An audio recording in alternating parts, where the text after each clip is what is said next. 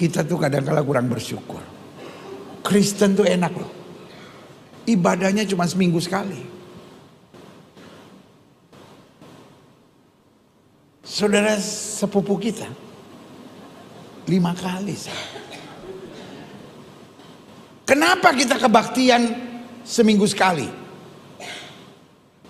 Tahu nggak kenapa? Karena bayarnya 10%. Itu berhubungan, saudara-saudara. Makanya saya tidak pernah tertarik perdebatan tentang perpuluhan. Orang kalau nggak mau bayar perpuluhan nggak apa-apa. Semua hamba-hamba Tuhan yang bilang nggak usah bayar perpuluhan nggak apa-apa. Bayar 2,5. Nggak usah 10%, 2,5. Tapi sembayangnya 5 kali sehari. Iya dong, enak aja. Udah cuma 2,5 mau seminggu sekali. Beda kelas. Dari mana masuk gereja langsung masuk. Kita orang Islam diajarin bersih sebelum sembahyang, cuci semuanya. Saya bilang lu 2,5. Gue 10%, bukan berarti gue jorok. Disucikan oleh darah Yesus. Nggak usah tepuk tangan. Lu 10 apa 2,5? Yang enak aja, amin. Persembahan 2,5%. Iya.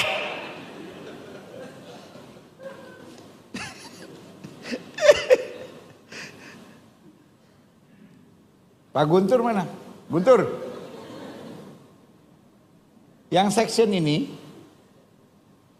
mulai minggu depan jangan taruh kursi. Yang 2,5 duduk di situ.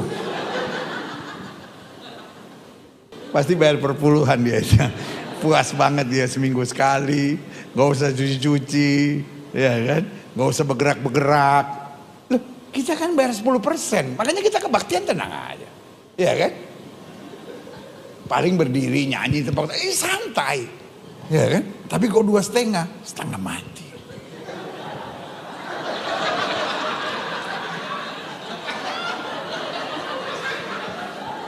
Yang paling berat terakhirnya mesti lipat kaki. Nggak semua orang bisa. Iya kan? Kaki mesti dilipat. Ayah. Tapi ya udahlah 2,5. Dan Roh Kudus di dalam nama Yesus. Keluar, masuk semua. Masuk semua. Keluar semua. Ya. Ya. Terus. Iya. Sukitnya. Oke, terus sampai ke bawah. Dalam nama Yesus, dalam nama Yesus, dalam nama Yesus, angkat tanganmu. Yesus hari ini akan melepaskan engkau akan dikubur dalam nama Yesus. Bapa dalam nama Yesus, Bapa dalam nama Yesus, Bapa dalam nama Yesus, dalam nama Yesus. Amin. Bapa dalam nama Yesus. Dan Roh Kudus, masukkan dia, lepas dia dalam nama Yesus. Segalanya dibuat dalam nama Yesus, dalam nama Yesus, dalam nama Yesus, dalam nama Yesus, dalam nama Yesus. Segalanya dilepaskan, dihancurkan dalam nama Yesus, dalam nama Roh Kudus, lepas. Yesus, Yesus, dalam nama Yesus, dalam nama Yesus, dalam nama Yesus, dalam nama Yesus, dalam nama Yesus, amin. Yesus, lepas, lepas, lepas, lepas, lepas, lepas, lepas, lepas dari segala ikatan, dalam nama Yesus. Bapa, lagi terbuka kasih dia, Bapa bagi dia, yang melepaskan dia dari segala ikatan untuk orang tua dalam nama Yesus, dalam nama Yesus, lepas dalam nama Yesus. Roh Kudus, dalam nama Yesus, Shalom,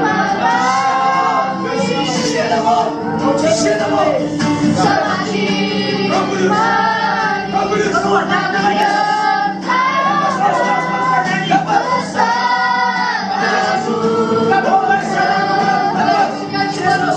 Assalamualaikum warahmatullahi wabarakatuh. Berjumpa lagi dengan Jadir HMC ya, channel yang mengedukasi dan menghibur. Masih seputar pendeta Gilbert Lumondong yang memang sekarang lagi viral lantaran anaknya baru saja memberikan pernyataan bahwa dia sudah berpisah dengan istri dan anak-anaknya. Dan ini cukup mengejutkan, lantaran apa? Lantaran jabatan mereka, pekerjaan mereka adalah pendeta. Yang selama ini di mimbar selalu ngomong bagaimana menjadi keluarga, bagaimana memperlakukan orang lain, terus juga mencegah orang supaya jangan bercerai karena tidak boleh bercerai di dalam kekristenan, menjuru jemaatnya untuk sabar, ya, untuk sabar dalam rumah tangganya. Tetapi ternyata rumah tangga mereka sendiri berantakan. Dan ini adalah pukulan telak ya teman-teman, pukulan yang sangat telak bagi mereka. Jadi perceraian itu adalah hal yang lumrah terjadi di masyarakat. Cuman kenapa ini jadi heboh? Lantaran terjadi kepada pendeta yang selama ini menggebar-geborkan bahwa mereka dipilih spesial oleh Tuhan, bahwa mereka punya urapan Roh Kudus. Nah, ini yang jadi problem. Sedikit-dikit kan mereka menjual nama Roh Kudus. Seakan-akan mereka orang yang sangat spesial, seakan-akan mereka bisa berkomunikasi langsung dengan Tuhan. Ternyata Tuhannya, Roh Kudusnya, hanya bisa mengajarkan tentang perpuluhan, hanya bisa mengajarkan transfer sebelum jam 2. Tetapi, bagaimana mendidik istri, bagaimana membuat keluarga yang nyaman, nggak bisa teman-teman. Nah, jadi ini cuma lip service doang. Dan ini makin membuktikan bagaimana kelakuan-kelakuan mereka teman-teman. Jadi memang tahun ini tahunnya Gilbert Lumondong. Skandal demi skandal terjadi, teman-teman. Satu persatu dibuka oleh Allah, supaya kita melihat, supaya teman-teman melihat. Inilah orang yang kalian banggakan itu. Apalagi ya, Gilbert Lumondong ini termasuk sangat aktif mendukung misionaris-misionaris, termasuk para Polycardos, teman-teman. Ada beberapa Polycardos itu adalah hasil didikan dari Gilbert Lumondong, disupport oleh Gilbert Lumondong. Contohnya siapa? Blukus Suntur Saifuddin Ibrahim. Saifuddin Ibrahim itu adalah anak didik dari Gilbert Lumondong. Pelayanan yang dilakukan oleh Blukus Suntur itu disupport oleh gereja Gilbert. Begitu juga dengan Kosman bin Sunet alias KC. KC juga disupport oleh Gilbert dan masih banyak lagi. Polycardos penghujat itu ternyata disupport oleh pendeta Gilbert Lumondong. Dan ini sangat mengejutkan ya. Dan tentu saja membuat kita kesal. Membuat umat muslim marah. Kenapa penghujat-penghujat ini disupport oleh Gilbert? Walaupun Gilbert beralasan, kita kan cuma support dana. Masalah uang itu dipakai sama mereka untuk menghujat, ya kami nggak tahu. Kan ujung-ujungnya seperti itu. Lepas tangan. Mereka cuma beralasan karena ini murtadin, ya kami support. Masalah uangnya dipakai ternyata untuk membeli peralatan menghujat, ya itu orangnya kan begitu. Nah, itu sekilas tentang Gilbert ya. Jadi kenapa Gilbert itu dibongkar oleh Allah? Ya karena yang dia lakukan selama ini, teman-teman. Ini buat informasi kalian aja ya. Tetapi di konten kali ini yang mau kita bahas agak berbeda. Ya kita belum nih masuk ke kontennya, teman-teman. Yang ingin kita bahas di konten kali ini adalah Gilbert Lumondong yang meniru cara-cara orang-orang Katolik dalam beribadah, meniru pakaiannya Katolik dan sebagainya. Saya nggak ngerti ya, kenapa Polycardos ini nggak punya identitas, teman-teman. Kita bisa lihat, murtadin sudah murtad, masih pakai identitas Muslim. Betul tidak? Masih pakai pakaian Muslim, ya sengaja pakai peci dan sebagainya. Dan pakai pecinya waktu live aja. Pakai hijab waktu live. Jalan-jalan nggak pakai hijab. Luar biasa mereka-mereka ini, teman-teman. Tujuannya apa? Ya kita tahulah. Ya, tujuannya sebagai penyamaran. Saya nggak ngerti apakah Gilbert ini nggak punya identitas, nggak bangga dengan protestannya, sehingga meniru Katolik. Nah, kalau yang Polycardos niru Islam, kalau Gilbert Lumondong, bosnya, ini niru Katolik, teman-teman. Nah, ini cukup mengejutkan. Dia meniru Katolik. Dan memang kita sering melihat bahwa Gilbert itu ya, dia agak abu-abu. Hari ini A, nanti B. Besok bisa jadi C. Beda-beda. Kita ingat beberapa tahun yang lalu dia juga sempat diadili, ya, sempat diserang habis-habisan karena pengajarannya yang condong ke Sabelian. Ya, jadi memang pengajaran dia tuh condong ke Sabellian. Bahkan banyak teman-temannya itu jelas-jelas Sabellian. Nah, nanti kita akan bongkar. Ya, tetapi di sini saya mau kasih lihat dulu teman-teman, bagaimana Gilbert Lumondong baru-baru ini itu melakukan pemberkatan pernikahan di sebuah gereja Katolik yang ada di Kana, Galilea. Ya, jadi kalau kita bicara Kana, ya kalian tahulah. Kana itu adalah tempat Yesus mengubah air menjadi anggur di sebuah pesta pernikahan, ya, di pesta Kana. Jadi bagi teman-teman kan tahu ya cerita tentang Kana tersebut. Dan di situ ada sebuah gereja yang digunakan oleh Gilbert Lumondong saat kemarin membawa rombongan ke Yerusalem. Ya, dalam rangka, ya biasalah teman-teman. Ya, jadi perjalanan rohani bersama pendeta Gilbert Lumondong, Pastor Michael Gunawan, pendeta Daud Tony selama 10 hari. Dan ini cukup mengejutkan. Kenapa? Karena di sini ada Michael Gunawan, teman-teman. Ini Pastor Michael Gunawan, ini Daud Tony, dan jelas-jelas Michael Gunawan itu adalah, ya ini, bidat Sabellian. Ya, ini dari Muri Walianto Matalu. Pastor Michael Gunawan adalah Sabellian. Dan sudah banyak polisi-polisi Trinitas yang mereaksi, mengatakan bahwa Michael Gunawan ini sesat. Pemahaman Michael Gunawan itu adalah pemahaman yang sama dengan Joshua Teu. Dan memang Gilbert ini itu pemahamannya juga sama dengan Joshua Teu, karena Joshua Teu itu murid dia. Tetapi waktu itu Gilbert menyangkal imannya, menyangkal bahwa dia adalah oneness, menyangkal bahwa dia adalah Sabellian ataupun Yesus only. Dia menyangkal supaya bisa tetap di sinode GBI. Dan itu cukup disayangkan oleh banyak pihak, bahwa dia tidak pede dengan imannya. Imannya tuh abu-abu. Imannya jelas-jelas Sabellian, tapi supaya bisa tetap di GBI, dia menyangkal imannya dan mengatakan dia Trinitas. Dia Trinitas, tapi teman-temannya, pemahaman mereka, itu pemahaman Sabellian. Nah, termasuk Michael Gunawan ini. Dan di sini paling lucu teman-teman apa? Ya kalian bisa lihat, ya, kita akan putarkan sedikit. Ya, Bapak Ibu, dari tempat ini ya Bapak Ibu.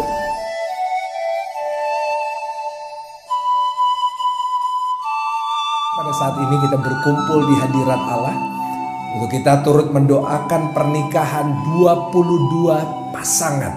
Dan saya percaya 22 pasangan ini adalah pasangan-pasangan yang dipilih oleh Tuhan. Pernikahan adalah sebuah lembaga suci yang diciptakan Allah dari asal mula penciptaan manusia. Pernikahan diberkati dan diperkenan Yesus Kristus sendiri dengan kehadirannya di pesta perjamuan di Kana. Pernikahan merupakan lambang dari hubungan antara Kristus dengan jemaatnya. Karena itu pernikahan diberkati dalam kitab suci dan dihargai oleh manusia. Persatuan antara seorang suami dan istrinya dalam hati, jiwa, tubuh, dan roh. Itu dikehendaki Allah untuk kelangsungan manusia, kesukaan dan kesehatan manusia. Pernikahan harus dimengerti dengan sungguh-sungguh, dengan hormat dan sesuai dengan tujuan yang dikehendaki Allah. Pada pernikahan saat ini kita akan memberkati 22 pasangan, dan banyak dari saudara ada yang menikah sudah lama, ada yang menikah masih baru. Tetapi saudara harus ingat bahwa siapa yang bersama dengan saudara hari ini di sebelah. Lalu istri gini, saya kayak makan di kantor pusat PDIP. Ada banteng.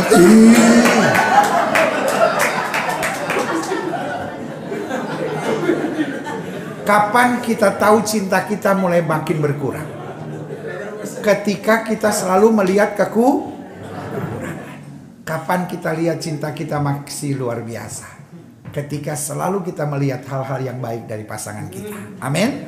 Yang kedua, kapan kita tahu bahwa setan sedang bekerja dalam keluarga kita, membuat kita berjiwa penuntut dan tidak pernah merasa puas. Jadi selalu nuntut gitu. Kamu harus begini dong, kamu harus begini dong, kamu harus begini dong. Saya percaya cinta membuat kita bisa menerima segalanya. Amin. Ketika kita tidak pernah bisa merasa puas, ketika kita merasa, aduh suami saya itu mestinya begini, suami saya mestinya begini, suami saya mestinya begini, karena tidak ada rasa puas. Ingat masa-masa saudara pacaran, ya? Ketika saudara stop bis atau angkot, kita lihat kurang penuh sedikit, kita masih berdiri di situ. Sebetulnya bukan karena nggak mau penuh, saudara-saudara. Pengen waktu lebih lama. Karena kalau dia naik angkot, saya harus say bye. Ya kan? Jadi lihat gini, enggak lah, kepenuhan masih. Makanya kita, kalau saudara-saudara yang pernah naik bus, saya ini pendeta yang mulainya dari bawah sekali Bapak Ibu. Saya mulai dari pelayanan sopir-sopir angkot gitu kan.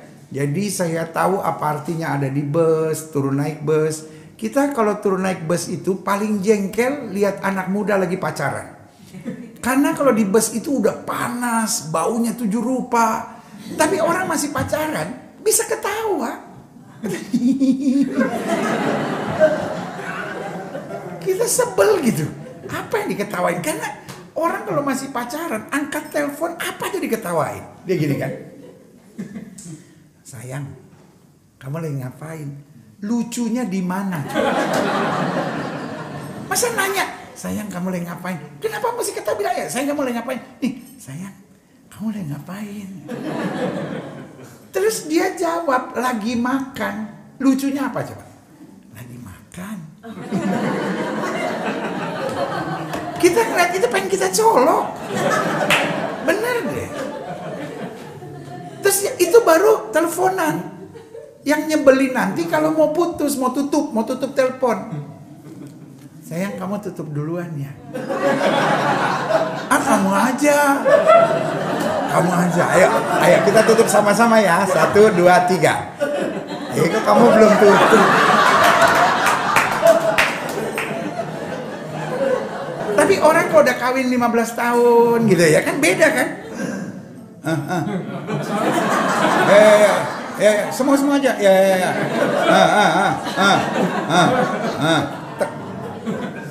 Istri masih ditelepon udah mati. Bilang kayak oke deh sayang, kalaupun oke gini, oke sayang deh. Itu yang saya bilang. Orang intinya kalau masih pacaran merasa puas. Intinya orang kalau udah nikah kadangkala berjiwa penuntut dan tidak pernah merasa puas. Mulai hari ini bisa nggak kita melihat istri kita selalu hal yang terbaik? Pak, jangan malam lah. Malam kan urusan istri nanya sesuatu kan sama bapak. Besok pagi lah Pak. Besok pagi pas kita mau sama-sama ke Laut Mati, ya kan? Tolong bapak lihat ibu. Lalu bilang begini, sayang, apa yang aku kerjakan buat kamu selalu indah nggak? Kalau tiba-tiba istri bilang gini, iyalah sayang. Nah, itu benar. Tapi kalau istri tiba-tiba bilang, udah cepat-cepat kita cepat-cepat Gilbert udah nungguin tuh, ayo cepat-cepat. Nah itu ada sesuatu yang nggak beres Bapak Ibu ya. Yang ketiga, kapan kita tahu setan sedang menyerang keluarga kita, membuat kita memiliki kesimpulan-kesimpulan yang salah dan menyesatkan. Istri nanya apa, kita berpikirnya kemana. Suami ngomong apa, kita berpikirnya kemana. Nah ini yang saya bilang, mengambil kesimpulan-kesimpulan yang salah Bapak Ibu. Hidup Kristen adalah hidup yang selalu melihat dari sudut positifnya. Karena selalu saya bilang, there is always two sided of coin. Selalu ada dua sisi dari mata uang itu. Tergantung kita melihatnya. Kalau kita melihatnya dari sisi positif, semuanya akan jadi positif. Ketika kita tahu pokoknya masukan dari suami saya itu yang terbaik, pokoknya masukan dari istri saya itu yang terbaik, maka rumah tangga kita indah. Amin. Dan yang keempat, yang terakhir, kapan kita melihat setan sedang menyerang keluarga kita? Ketika membuat kita melihat masalah sebagai situasi yang berat dan menyakitkan. Ketika ada masalah, hal pertama yang kau ingin datangi adalah istrimu. Ketika ada masalah yang kau ingin datangi suamimu, rumah tanggamu on the right track. Tapi ketika ada masalah justru yang kau pikir untuk lari dari istrimu, lari dari suamimu, artinya setan sedang menyerang. Mulai hari ini pastikan, ibu-ibu jangan tuntut suamimu untuk menjadi sempurna, tapi tuntutlah dirimu supaya menjadi istri yang baik. Amin. Suami-suami jangan tuntut istrimu supaya sempurna, Tapi tuntutlah dirimu sendiri. Sudahkah saya menjadi suami yang baik? Ketika kita sudah menjadi suami yang baik dan istri yang baik, saya percaya ada berkat Tuhan di keluarga kita masing-masing. Amin. Kita tundukkan kepala, kita satu dalam doa. Bapa, firman-Mu sudah kami terima, firman-Mu sudah kami dengar. Biarlah firman-Mu terus berbicara buat kami. Biarlah firman-Mu mengajar kepada kami bahwa kami harus kurangi kebiasaan kami menuntut pasangan kami. Kami selalu melihat kekurangan istri kami. Kami selalu melihat kekurangan suami kami. Kami selalu melihat kekurangan pasangan kami. Tetapi hari ini biarlah kami belajar bahwa kami harus melihat hal-hal yang baik, hal-hal yang indah, hal-hal yang dahsyat dari pasangan kami. Karena kami tahu berkat Tuhan buat keluarga kami. Istri adalah pemberian Tuhan buat hidup kami. Suami adalah pemberian Tuhan buat hidup kami. Kami tidak boleh menyakitinya, kami tidak boleh mengecewakannya, kami tidak boleh melukainya. Tapi biarlah selalu kami menghadirkan damai, kasih, dan sukacita bagi pasangan kami. Terima kasih Bapa. Di dalam nama Yesus kami berdoa.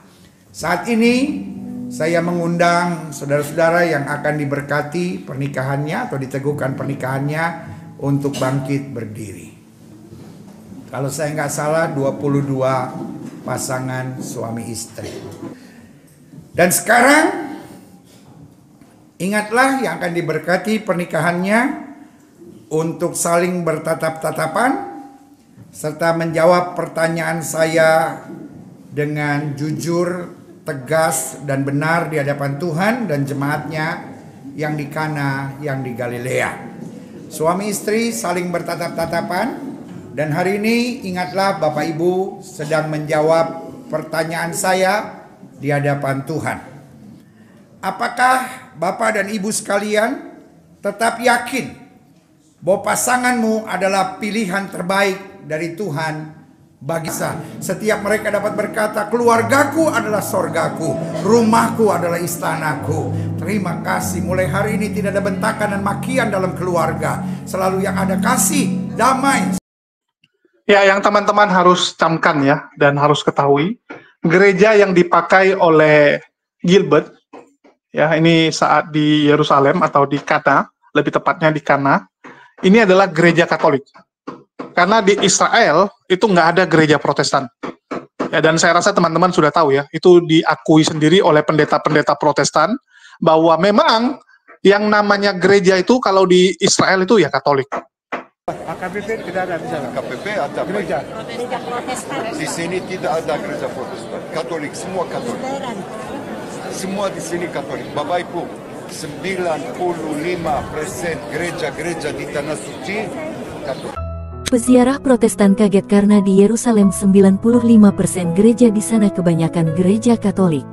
Hal ini dijelaskan oleh penjaga yang bertugas mengantar para peziarah ke Tanah Suci Yerusalem. Nah, jadi ini cukup aneh gitu. Kenapa Gilbert memilih di gereja? Kenapa gitu? Padahal biasanya pendeta-pendeta Protestan yang lain itu kalau bawa mission trip atau bawa ini ya perjalanan rohani, mereka itu memilih kayak lapangan luas ataupun memang ada tempat-tempatnya kayak tanah kosong ya. Di situ mereka gelar musik dan sebagainya gitu. Nah, kalau ini dia pakai gereja. Padahal jelas-jelas kita tahu orang-orang Protestan itu menyangkal gereja Katolik. Bahkan mereka nggak suka dengan patung-patung yang ada di gereja Katolik. Mereka nggak suka. Tapi kenapa dia memakai gereja Katolik? Yang jelas-jelas di situ ada patung, termasuk patung Maria, yang selama ini mereka protes. Mereka katakan bahwa Maria ini disembah oleh teman-teman Katolik. Nah, ini cukup mengejutkan. Ya, cukup mengejutkan. Dan di sini kalian bisa lihat, ini Gilbertnya. Ya, di belakangnya ada salib Yerusalem, teman-teman. Ini nggak bentuk salib, tapi tambah ya. Lalu kalian lihat kayak tambah. Ya, atas bawah sama panjang, kiri kanan sama, ya ini namanya salib Yerusalem, teman-teman. Terus kita bisa lihat, nah, seragam yang dipakai oleh Gilbert. Biasanya kan dia pakai jas, gitu kan? Pakai jas, ini kok nggak pakai jas? Betul nggak?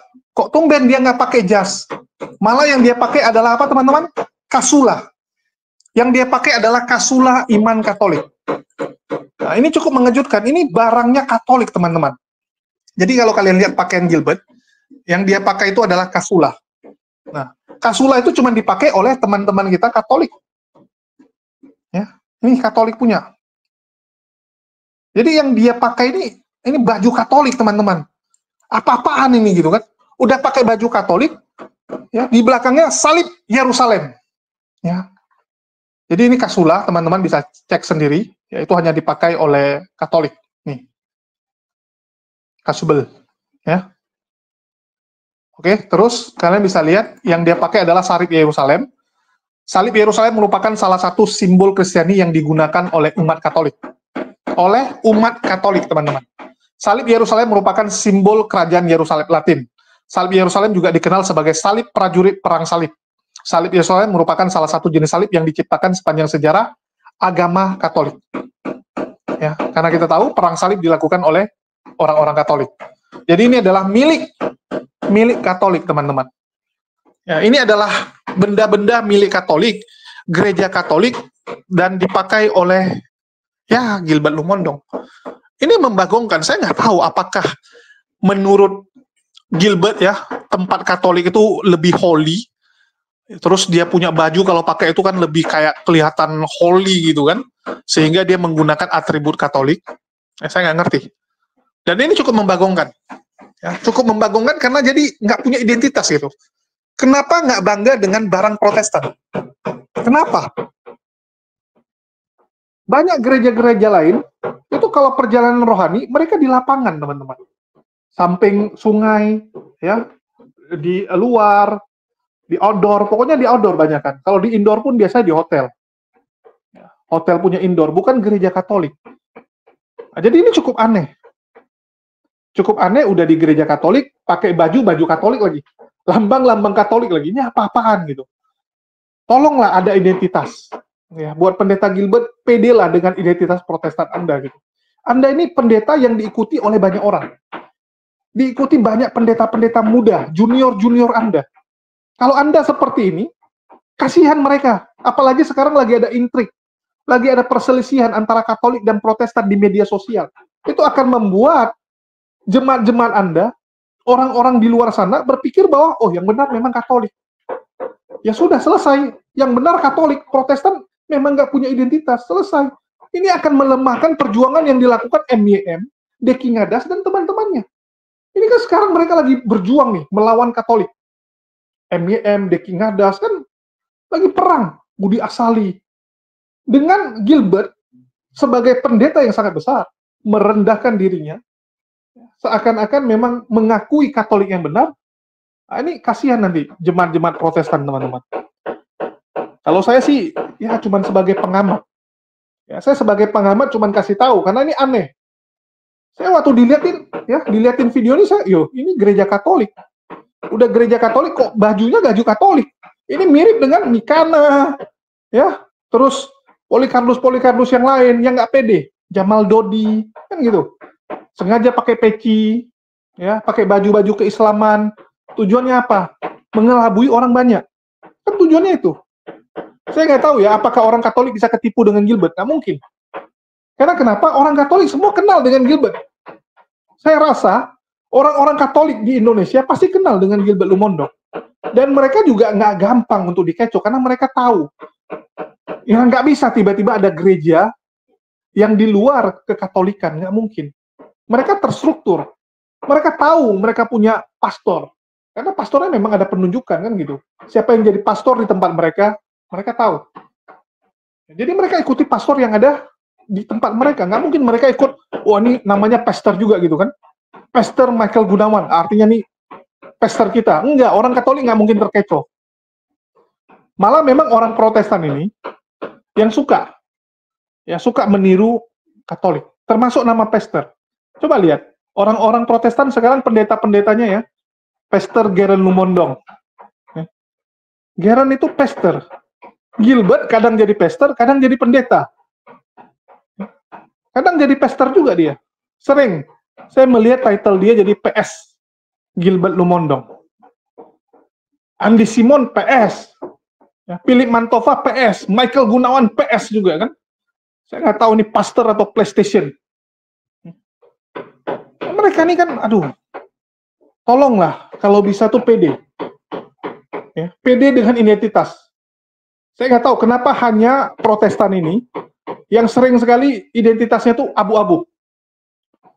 Sering menggunakan atribut Islam, sering menggunakan atribut Katolik. Coba kita lihat Katolik, nggak ada mereka nyamar-nyamar jadi Islam. Ya, kita belum menemukan orang-orang dari Katolik menyamar jadi Islam. Begitu juga dengan orang Islam, pendebat Islam, apologet Islam, tiba-tiba pakai kalung salib. Nggak ada. Ngapain kita pakai kalung salib gitu? Wah, sengaja live pakai kalung salib gitu kan, misalnya Nandar gitu. Atau enggak dia pakai jubah. Nggak ada, teman-teman. Nah, ini beda kita. Ya, walaupun, sekali lagi ya, ini bukan semua Protestan, tapi Polycarpus yang menyamar, yang sedang menyusup ke Protestan. Ya, karena memang Protestan paling gampang disusupi. Setiap mereka beda denom, berdiri sendiri, nggak bersatu, sehingga gampang untuk menyamar. Tinggal numpang ke salah satu denom, serang agama orang lain, hujat agama orang lain, bikin kekacauan di Indonesia supaya chaos. Nah, ini yang mereka lakukan. Jadi mulailah teman-teman ya, terutama orang-orang Kristen Protestan yang awam, pilihlah pendeta kalian, pemuka agama kalian, atau orang yang kalian kagumi itu yang punya identitas. Jangan kayak Mikana, identitasnya nggak jelas. Identitasnya nggak jelas, sengaja. Lina Wijaya, aduh. Carilah pendeta, tokoh-tokoh yang benar-benar mengajarkan kekristenan dengan cara yang benar. Bukan dengan cara nyerempet-nyerempet, menghina agama orang lain, menyerang iman orang lain. Nah, ini yang saya harapkan bisa kalian ikuti, bisa kalian lakukan ya. Terutama teman-teman saya yang dari Protestan. Jangan mau ikuti Polycarpus ini. Polycarpus ini hanya menyebarkan kebencian, teman-teman. Hanya membuat kegaduhan. Hanya membuat supaya kita ini saling membenci. Itu yang mereka lakukan. Dan ini didukung pula oleh Islam fobia. Didukung sehingga makin masiflah mereka, makin banyak jumlah Polycarpus. Kita lihat 1 tahun terakhir ini, ya dari tahun lalu sampai tahun ini, gila pertumbuhan Polycarpus. Laskar Polycarpus juga bertumbuh. Saya lihat di medsos-medsos, wah gila teman-teman, makin brutal. Komentar-komentar mereka juga makin brutal. Saya ada posting salah satu komentar mereka yang mengajak perang. Bayangkan, ya bayangkan, sudah berani ngajak perang. Dan itu bukan satu orang, teman-teman. Banyak sekali yang seperti itu. Udah, kita perang saja sama Islam. Apa-apaan ini gitu? Ya, apa-apaan? Kita satu NKRI. Kita saudara. Jangan mau diadu domba. Ini Polycarpus ya, biarkan Polycarpus itu. Malah harusnya kita bergandengan tangan lawan Polycarpus. Itulah saya selalu menggaungkan kepada teman-teman Katolik. Mari kita bersatu melawan Polycarpus. Dan saya berharap Protestan juga ikut. Ya, Protestan bisa menyingkirkan nih benalu dari tubuh mereka. Yaitu Polycarpus ini bisa disingkirkan. Karena inilah biang keroknya. Dan itu banyak sekali. Kayak contoh nih, kita bilang ya, Gilbert Lumondong. Banyak teman-teman beranggapan kalau dia kan toleransi. Selama ini kan kalian berpikir Gilbert nih pendeta yang toleransi. Karena dia berteman dengan banyak tokoh-tokoh muslim. Begitu saya tampilkan bagaimana di dalam khotbahnya dia menyindir, menghina keyakinan umat muslim. Menghina zakat, menghina cara sholat. Barulah orang lihat, oh ternyata ya, dia tidak toleransi. Kalian baru sadar. Di depan kita mungkin orang bisa manis, di belakang nikam. Di belakang bisa nikam. Dan jangan lupa, Gilbert lah orang yang mendukung Saifuddin Ibrahim, Kosman bin Sunet, dan masih banyak murtadin-murtadin lainnya yang disupport, ya, disupport secara finansial, pelayanan oleh Gilbert Lumondong ini. Dia menjadi bapak dari orang-orang yang nggak punya rumah kalau saya bilang ya, termasuk Gideon Simanjuntak. Pendeta yang sudah lepas dari Tiberias, karena memang viral banyak skandalnya, ditampung oleh Gilbert. Dia memang suka nampung, yang penting punya nama, yang penting bisa membawa jemaat. Ya. Yang penting orang ini bisa bawa jemaat, bawa. Begitu juga dengan murtadin, kesaksiannya bisa mendatangkan jemaat. Kesaksiannya bisa mendatangkan donatur. Tampung, kasih panggung. Kasih panggung, itu yang mereka lakukan terus, teman-teman. Ini yang kita lawan. Ya, saya tahu betul bagaimana Gilbert ini, teman-teman. Tahu betul, bahkan ya saya punya kenalan orang-orang dalam, ya, orang-orang dalam di tempat dia yang beberapa hari terakhir ini sharing cukup banyak mengenai Gilbert ya. Dan kemarin awal bulan ini dia baru saja mendapatkan gelar doktornya. Nah, ini gelar doktor yang didapatin oleh si pendeta Gilbert ya. Tanggal 2 sampai 6 September. Ujian terbuka promosi doktor. Nah nih. Ya, dia jadi doktor. Ini Gideon sama istrinya Amanda. Dan ini full timer yang ada di GBI Glow. Ya, terus kita bisa lihat teman-teman. Nih. Ini permintaan maaf dari dia tanggal 27 September karena ketahuan masalah jurnal yang dia buat. Ya, masalah jurnal, tetapi dia tidak mau mengakui bahwa dia meniru. Dia hanya memohon maaf telah mencatut nama Junifrus Gultom. Padahal kalau teman-teman lihat, ya, ini dari jurnalnya contoh. Nih. Dia bikin judulnya Teologi Keselamatan dalam Perspektif Alkitab. Upaya dalam memperkuat keimanan orang percaya. Jurnal ini mengkaji pokok iman Kristen tentang keselamatan, yaitu kepastian jaminan keselamatan bagi orang percaya. Di dalamnya akan dibahas tentang pemahaman yang benar dan alkitabiah tentang konsep. Ya, dalam Alkitab ini mengkaji pokok iman Kristen tentang keselamatan, yaitu kepastian jaminan keselamatan bagi orang percaya. Di dalamnya akan dibahas tentang pemahaman yang benar dan alkitabiah tentang konsep dasar. Ya, sama persis teman-teman. Ini dibuat oleh Doni Sitorus, ini dibuat oleh pendeta Gilbert Lumondong. Ya, dan ini duluan. Ya, duluan terbit. Jurnalnya duluan terbit. Dan Doni Sitorus sekarang udahlah. Nanti kalau saya bahas terlalu panjang ya. Bagaimana nasib Doni Sitorus? Kasihan Pak Doni Sitorus ini. Doni Sitorus ini pendeta juga, teman-teman. Dia pendeta, cuman pendeta kecil. Wah, sekarang lagi kena serang habis-habisan. Dan saya punya bukti chat. Ya, punya bukti chat.